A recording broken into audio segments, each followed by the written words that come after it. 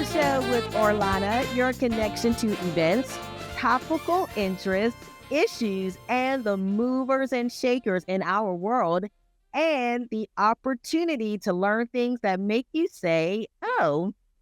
Today, I am so excited to introduce a guest whose creativity, entrepreneurial spirit, and global lifestyle are nothing short of inspiring. She's a retired flight attendant who splits her time between Paris and Chicago, but don't let the word retired fool you. Karolyn Denson Landrieux. Landrieux? Which one is right? Landrieux. Yes. Karolyn Denson Landrieux is a creative powerhouse, an award-winning children's book author. She's a publisher, designer, a proud grandmother who has mastered the art of living fully and intentionally. Whether she's launching new brands, appearing on industry panels, or cooking up her next big idea at home, Carolyn continues to lead with grace and vision. So get ready for an insightful, fun, and inspiring conversation. Carolyn, welcome to the Ohh Show. Hi, Orlana. Thank you. Thank you for having me. This is such a wonderful opportunity. I appreciate it. Well, thank you for making time. As I mentioned in your intro, oh my goodness, you're just jet scattered. What is it? A jet setter, flying all over the world and creating so many things. So as I mentioned, you've led such a fascinating life from the skies to the boardroom. What was your journey like from flight attendant to now being your own CEO? So I think I've always had an entrepreneurial spirit, and I've always kind of dabbled. But like you mentioned, I was a flight attendant for 35 years, actually. And when the pandemic happened, like so many other people, I was made redundant, let's say, for lack of a better word. My daughter, I was 59 at the time, and my daughter said, "What are you going to do with yourself? Like, we know you can't sit down." So I had already written some children's book. I had no intention of publishing anything. And matter of fact, I believe you were my first interview that I did after I wrote The Adventures of Maxine and Beanie, Maxine Makes a New Friend. And that was in 2020. So I self-published that book, did another book in the series. There's 8 books that go along in the series, 4 have been published. And then I realized that to be able to get into bookstores, libraries, and into schools, you have to have a publisher. Like, you have to be a published author with an outside publishing company. So I started my own publishing company. So that's how that happens. And then we started publishing other people's books, and one thing led to another. And as far as the winery is concerned, we've been working on that for at least seven or 8 years. Well, don't go ahead of me because so much. So you talked about the book, which is great.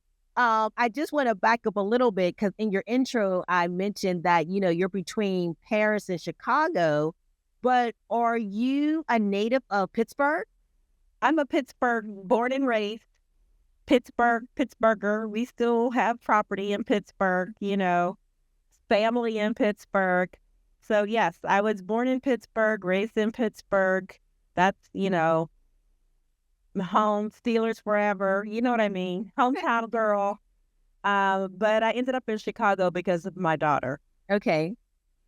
And but with exposure to your life as a flight attendant, you are between Paris and Chicago.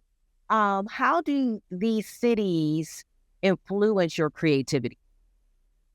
So actually, to back it up even more, I started a blog called Pittsburgh to Paris. Mm-hmm. And it was about my journey from a steel town girl, Pittsburgh, small city girl, grew up in North Braddock, Pennsylvania, to my journey to Paris. And so, coming from an American background and then moving to Paris, it was a little bit of a culture shock. However, it's amazing how similar Pittsburgh and Paris truly are. And that's what I talk about in the blog, is about the similarities as the disparities and the differences as well. But it's I like and it's different. That's the thing. It's like, the city of Paris is the city of lights, and it's gorgeous, and the architecture and the history. But Chicago also has the architecture and the history. So there's a lot to compare, and there's a lot of things that are different too. So you talked about your first book, but you didn't stop there. Isn't it like a trilogy series or something now? It's a series, so there's 4 that are published so far. 4 more that are written that are going to go into the series when, I start publishing again. We also have a storybook that has 4 co-authors, and my daughter is one of them. So that's the Adventures of Maxine and Beanie's Bedtime Stories. So yes, out of that series, there are 5 in the book, 5, of that title. And then we also publish other authors as well. Oh, wow. Okay, so 5. I thought you stopped at 3. So, wow. Okay, I missed some books there. So where we talked about you being an author. So we talked about you being a flight attendant, moving into being an author. And now there's Landrieux Holdings and your winery. So talk to us about that. So Landrieux Holdings LLC, that's like real estate investment. So, we basically have apartments or homes or houses, and then we rent them midterm or short term, whatever. So that's what that is. That is actually a lot older. That company is about 10 years old that we've been doing that. And then Landrieux Wineries just launched last month, and that's our own champagne label.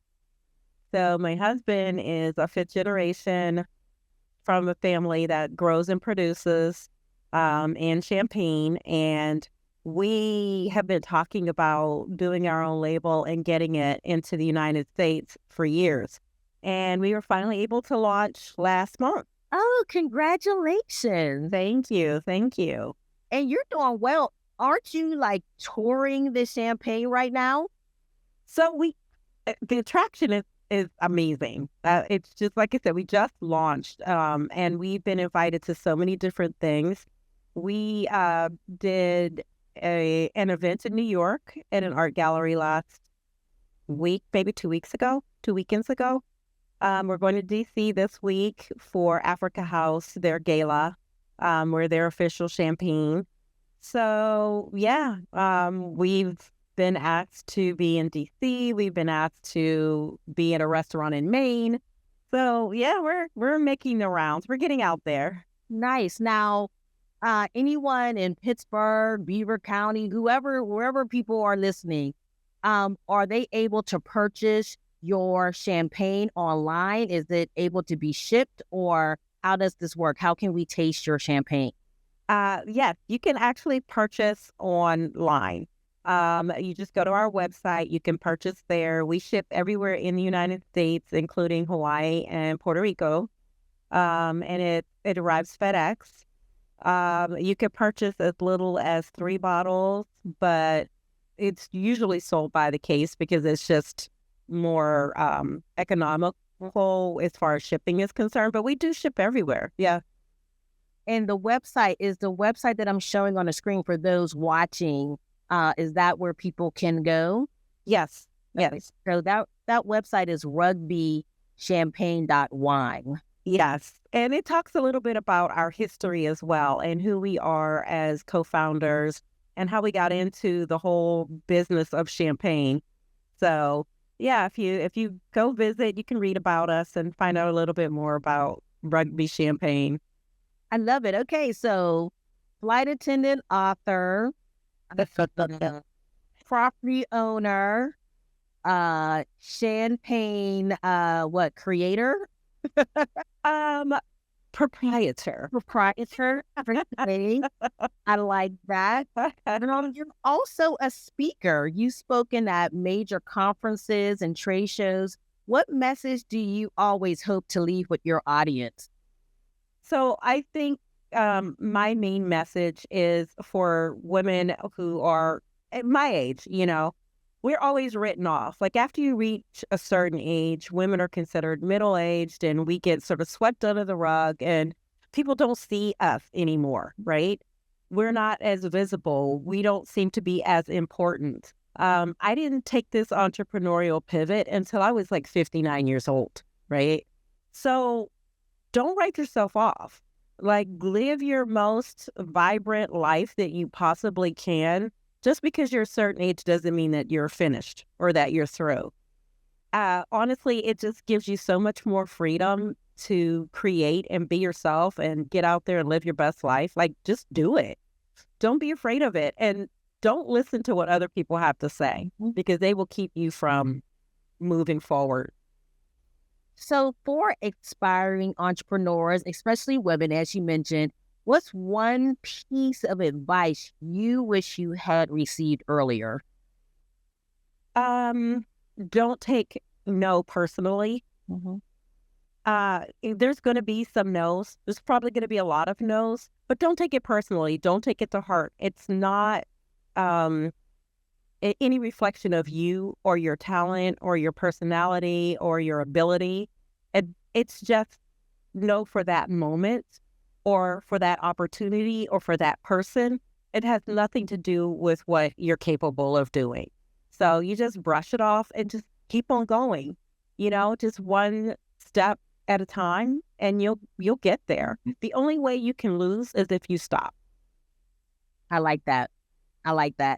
Now, tell me if I imagined this, because it wasn't in your bio, but don't you have a background in fashion? I do. I should fashion industry. So tell us about that. So my degree is in fashion design. And I actually have my own label. I had I had an art gallery in Pittsburgh, and I created my own label at the time, and we did a lot of custom leather. We did handbags and custom coats and jackets and all that sort of thing, and it was really popular. So we still have that sort of floating around in the background, but I haven't done anything with it in years. Okay, I thought like I knew that of you, but again, I didn't see it. I think you should put that in your bio. But then people will be like, can't you design something? Right, that's right. You'll look on the board again. Right. So I want to go back a minute to your children's book series, The Adventures of Maxine and Beanie. It's really been a connection to just people all over the country. Can you tell us how that story came to life? So the story was created because of my first granddaughter. When Leilani was born, I started writing stories that I would be able to tell her at night. She was about 18 months old, I guess, and I started jotting down these like little stories. And then I showed them to my daughter, and she's like, well, you should probably publish them. I looked into it. I looked into illustrators.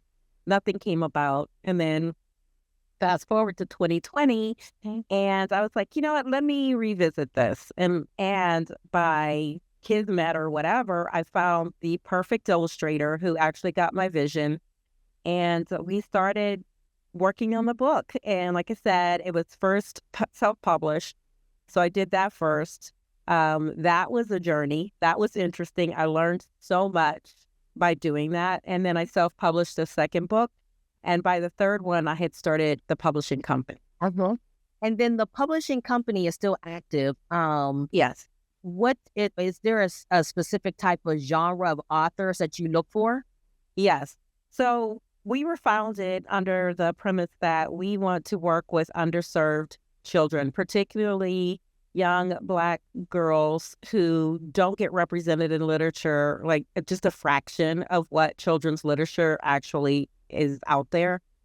is features young Black girls. So that was our number one premise.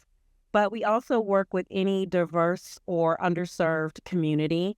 We do have some books that are written by a young lady who was raised by two moms.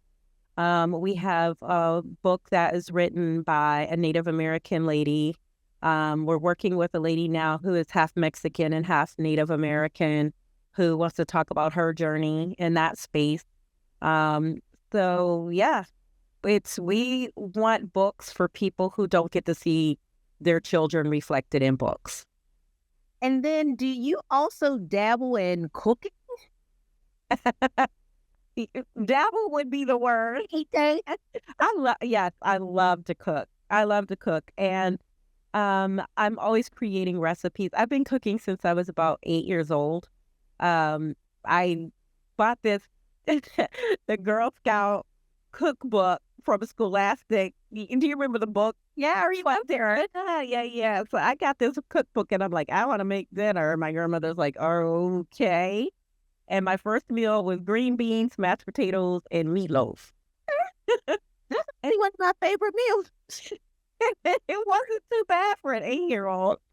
But yeah, so I mean, I love the cooking shows. I'm like constantly watching that. I make up my own recipes. But yes, I love to cook. That's probably my favorite hobby. So how do your passions for art, fashion, cooking, I forgot the word you used. What did you say? A champagne, what? Proprietor.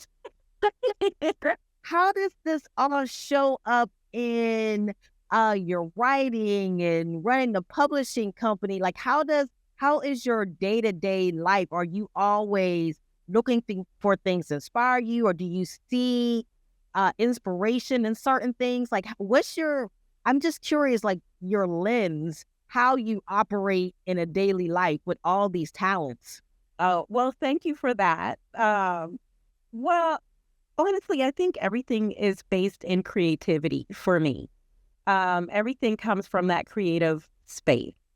So as far as like cooking, every day is inspiration.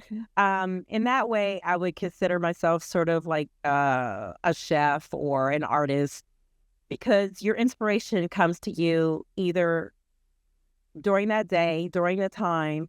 A lot of things I dream about at night, and I'll wake up and I'll be like, you know what? That would be really good if I did X, Y, Z. So it's just sort of creative lens, I would say, my day to day. And nothing is really written in stone. I mean, it's like I'll wake up and I'll say, what do I have in my calendar? So some things are already in my calendar, but then it can change radically, like in minutes. Mm-hmm. So I don't mind that though. So if you're just tuning in, I'm talking to Karolyn Denson Landrieux, or Landrieux. I keep messing it up. Karolyn Denson Landrieux, an award-winning children's book author, publisher, designer, retired flight attendant. So speaking of your calendar, how do you manage your day? I like to write it down. So I have calendar books that are 18 months in and out, right? So I have two. I have the last 18 months up till June, and the next 18 months from July through 2026. What? Are you serious? I'm very serious. So you're also a planner. Well, yeah. We have a mutual friend that will tell you about that. Oh, okay. Okay. I get teased about my planning. Wow. You might have to do a planning workshop that I want to attend. Planning is, yeah. That's how I keep things organized, honestly. And then I like to write it down and I color code. So, you know what? If it has to do with finances, I'll use green highlighter. If it has to do with like vacations, I use my purple highlight. So, everything is organized and I look at it. And if I physically see it, I have a better idea of planning it. But I also put reminders in my phone. So just even doing that, is there a certain time of the year that you sit down and you say, I'm planning out the next 3 years? Like, do you do this like in a sit down, or is this just a continuous kind It's of? a continu it's continuous. It's Okay. continuous. Yeah, yeah. So I'm planned out now. Well, I mean, I have a big vision board, like, most entrepreneurs do, the 5-year plan and the 10-year plan, like where do you see yourself in that kind of thing. But as far as the middle range things, I'm planned out until the end of 2026. I like And that. and then the daily stuff, which I can change and move around. I mean, that's really inspirational too, because I mean, you're saying it, and I'm not sure if you mean to do this, but you're saying it kind of matter of factly, like, oh, my 5 year and 10 year, blah, blah. But there's a lot of people that don't do that. It's like a day-to-day things to do. So I think that's actually good advice for people to, like, maybe sit down and plan out, the big vision, and make maybe the shorter list, your, like, your day-to-day, what you're going to do that day. It's a good way, I think, from what you're saying, to stay focused on your goal. And especially someone like you have just so many things that you're doing. Everything that you do, is there a particular day that you focus on one area, or is it how your schedule is? Is there like, you're focused on the publishing company in the morning, you're focused on the champagne company afternoon? Like, how do you break up your day? I don't plan it that way. That I leave to be flexible, just because things can pop up quickly.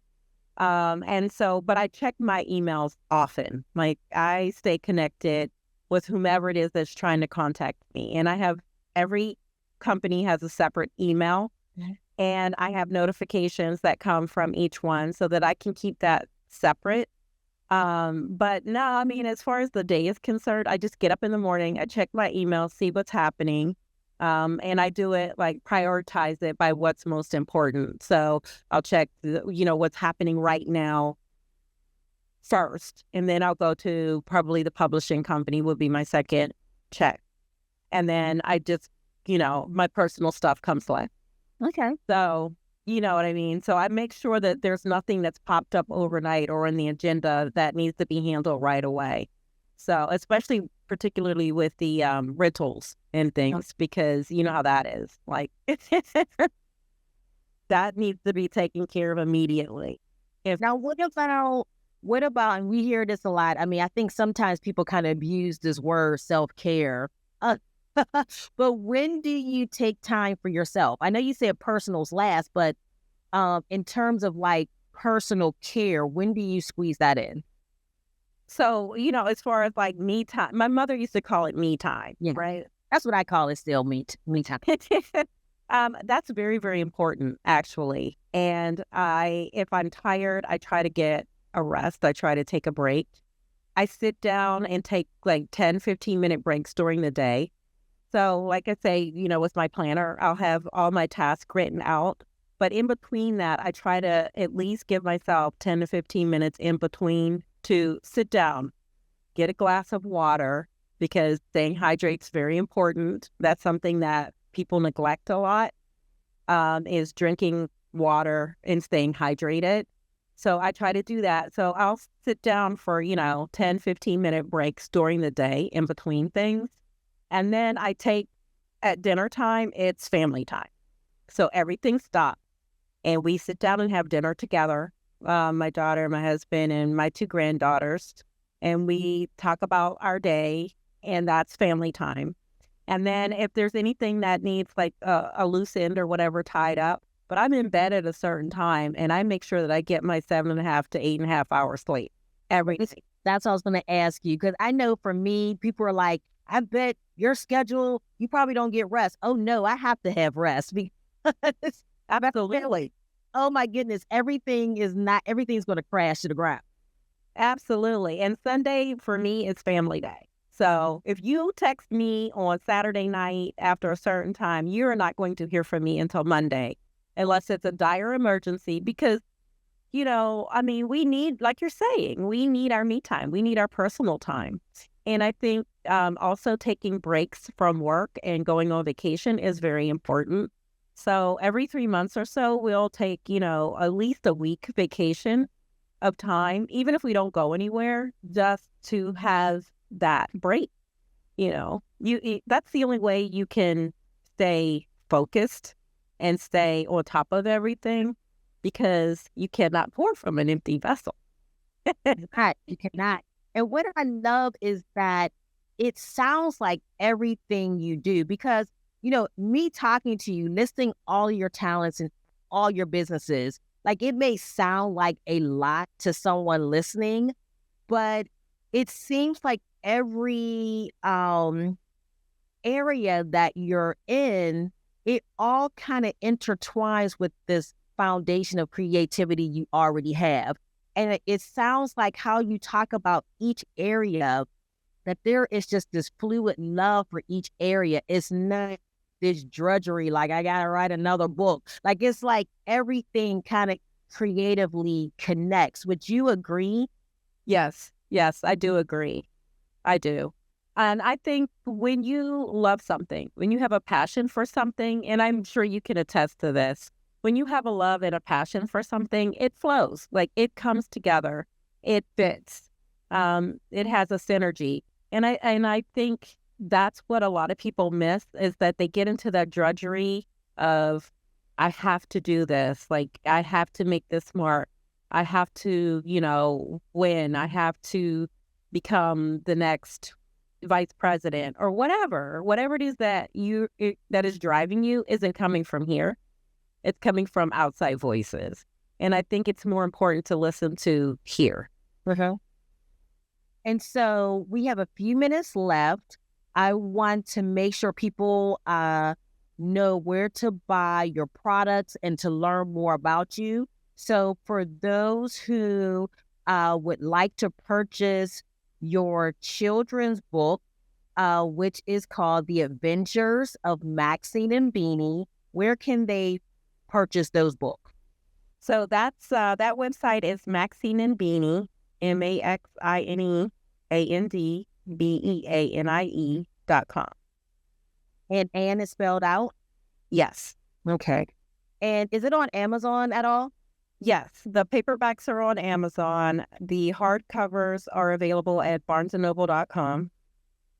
And I just put it on the screen. Is that correct? Maxine and Beanie? Yeah. All right, perfect. So if you're watching, but also if you're listening, Maxine and Beanie, Maxine and Beanie, BEANIE.com. And then we talked about your champagne. So where can individuals purchase your champagne? So that's rugbychampagne.wine. Yeah, and they can find out more information on either of those websites. It talks about who we are and our story, and there's a way to contact us also if you want to reach out. Rugbychampagne.wine. Now, do you have your own personal website? For me? You do. No. I just gotta ask. You don't need one. I just thought I asked. Lord, no. Hilarious. Why you should create one just so we can just have one place to talk everything about you. Oh, well, somebody else would have to take care of that. Right? Yeah. You know what? I'm sorry. I don't want to put another thing on your plate. So, you can go to my personal page on IG. I'm on Instagram. right, when you're on Instagram. Yeah. Okay. Yeah. Everything is connected on Instagram. Like, And what's your Instagram handle? Karolyn D88. Okay. Karolyn D88. Okay, that's easy to remember. Yeah. Hey, so Karolyn Denson Landrieux. Yeah. Gosh. Award-winning children's book author, publisher, designer. Thank you so much for accepting my invitation to talk with me, my audience on the Ohh Show. Thank you for inviting me. I always love talking to you, so. Thank you. And thank you all for tuning in to the Ohh Show with Orlana. Until next time, keep shining.